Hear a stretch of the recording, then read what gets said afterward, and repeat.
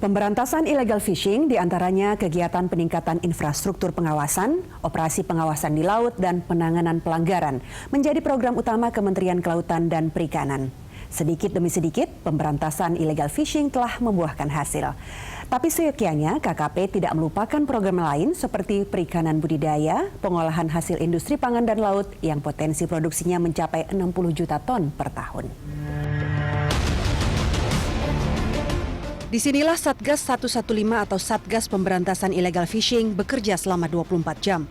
Satgas yang diperkuat TNI Angkatan Laut, Badan Keamanan Laut, Polair dan Kementerian Kelautan dan Perikanan ini bertugas memantau kapal-kapal ikan yang melaut di perairan Indonesia. Targetnya amat mulia, mencegah tindak pidana pencurian ikan. Tim Satgas juga dibantu sistem Pusat Komando dan Pengendalian Operasi Puskodal yang mampu memetakan kapal-kapal di perairan Indonesia. Ini adalah layar yang menampilkan dari identifikasi beberapa target di lapangan. Jadi semua wilayah perairan kita, mulai dari Sabang sampai wilayah barat sampai dengan wilayah timur, ini terpantau di sini. Semua target-target yang muncul, kita diidentifikasi ini dengan menggunakan AIS, sarana AIS. Jadi semua kapal-kapal dia akan menghidupkan AIS, nah di sini akan termonitor. Nah dari beberapa lokasi ini kita juga punya target. Misalkan di mana yang sangat berpotensi terhadap kerawanan masalah illegal fishing. Titik mana tuh Pak? Mungkin di sini, contoh di sini. Untuk di wilayah barat ini adalah di perairan Natuna. Ya, di perairan Natuna ini cukup rawan karena cukup banyak di sini kita identifikasi beberapa kapal-kapal yang melakukan illegal fishing. Terus kemudian yang kedua di daerah seputar Laut Sulawesi. Ini banyak juga, terutama kapal-kapal ikan asing yang melaksanakan penangkapan ikan secara ilegal maupun juga yang di Arafuru, yaitu di selatannya daripada Pulau Papua yang berbatasan dengan wilayah perairan Australia.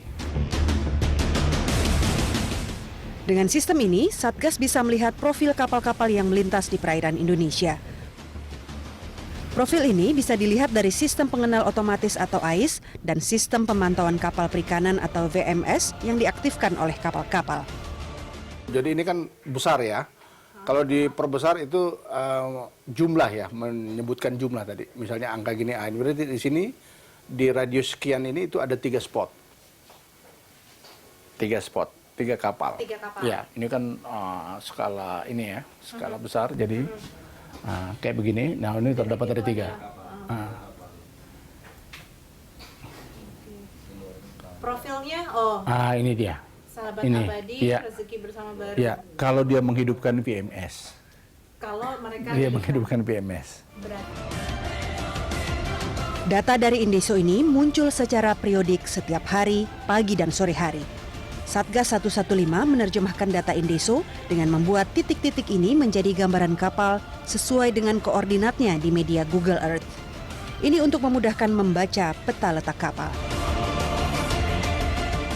Nah, ada juga yang memang untuk supaya tidak terdeteksi, dia mematikan AIS. Tetapi kita juga dibantu oleh dari sarana kita punya kerjasama dengan Indeso.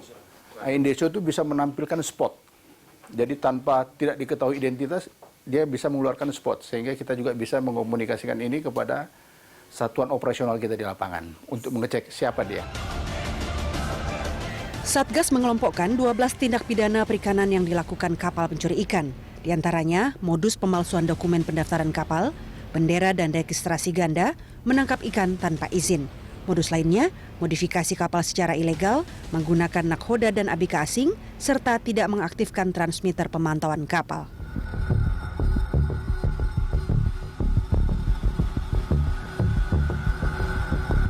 Tetapi di samping tipologi atau modus apa yang disebut dengan IUUF, sebagian saya lihat bisa dikategorikan sebagai kejahatan perikanan. Ada juga modus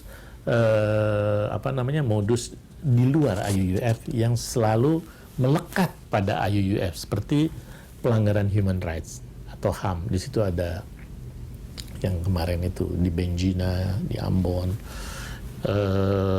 human trafficking atau trafficking in person, jadi perdagangan orang, dan penganiayaan ada di situ. Kemudian ada perbudakan modern atau modern slavery, Ada juga di situ soal jual beli BBM di tengah laut. Ada juga dia menggunakan kapal ikan, kemudian mengangkut tanpa didasarkan pada undang-undang kepabeanan, ya, melakukan ekspor yang ilegal, import ilegal, kemudian banyak hal lain lagi. Ada pencucian uang di sini.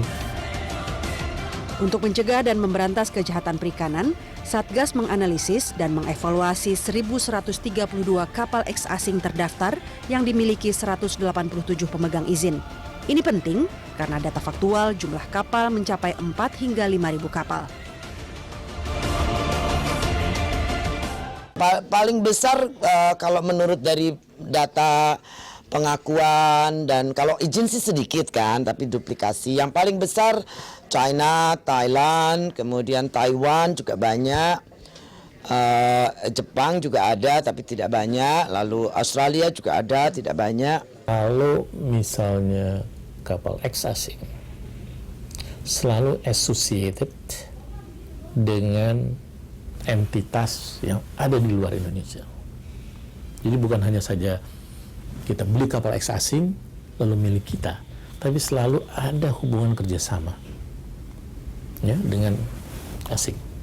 Dan artinya kalau hubungan kerjasama dengan asing itu, kalau berdasarkan penelitian kita, genuine ownership-nya, jadi pemilik yang beneran itu istilahnya, adalah entitas asing. Pemberantasan illegal fishing oleh Kementerian Kelautan dan Perikanan amat berdampak. Stok ikan jadi melimpah. Ini terjadi terutama di daerah yang sering terjadi pencurian ikan. Data Direktorat Jenderal Perikanan Tangkap tentang produksi perikanan tangkap sejak 5 tahun terakhir menunjukkan peningkatan. Tahun 2014, produksi ikan mencapai 6,3 juta ton, meningkat sekitar 1 juta ton dibandingkan produksi tahun 2010. Penyalahgunaan bahan bakar minyak jenis solar yang kerap dilakukan kapal illegal fishing juga berhasil dihentikan. Bapak Menteri ESDM Pak Sudirman Said cerita sama saya bahwa tahun kemarin ada penghematan pemakaian solar itu sampai 37% dari pemakaian solar nasional. Dan ya itu masuk akal karena memang puluhan ribu kapal dulu kan pasti solarnya dari mana. Kan mereka tidak pulang ke negara masing-masing untuk refueling. Mereka kan pakai solar Indonesia. Yang mana solar Indonesia ini kan berarti ada yang menyalurkan ke tengah laut.